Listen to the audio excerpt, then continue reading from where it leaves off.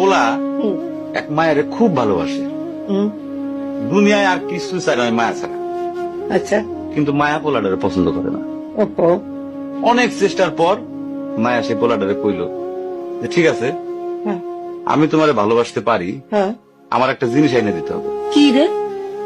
পোলাটা তখন কইল যে তোমারে পাওয়ার লিগা আমি দুনিয়ার যে কোনো জায়গা থেকে যে কোনো জিনিস এনে দিতে পারি। হ্যাঁ হ্যাঁ মায়েরা তখন কইল তুমি তোমার মায়ের কইলজাটা আমার আইনা কি মনে হয় না।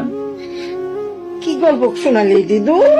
পোলা তখন দৌড়াইতে দৌড়াইতে তার মায়ের কাছে গেল, হ্যাঁ মারে যায় কইল হ্যাঁ মা আমি একটা মায়ের ভালোবাসছি, আমি তার ছাড়া বাঁচুনি, হ্যাঁ কিন্তু ওই মায়া আমার একটা জিনিস নিয়ে যাইতে কইছে, সেটা হলো তোমার কলিজা।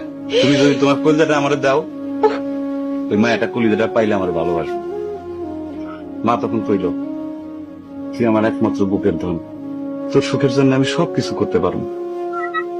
পরে মা বুকটা ফাইরা কলিজাটা বাইর করে পোলার হাতে দিল। আরে মা, পোলাটা কলিজাটা হাতে পাইয়া যে কি খুশি, মা দৌড়াইতেছে দৌড়াইতেছে দৌড়াইতেছে দৌড়াইতে দৌড়াইতে হঠাৎ রাস্তার মধ্যে উষ্টা খাইয়া পড়ে গেছে।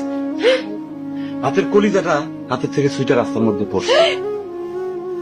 তখন মায়ের কলিজাটা কইতেছে ব্যথা পাইছো বাজান? কেন? মায়া যদি এইরকম কয়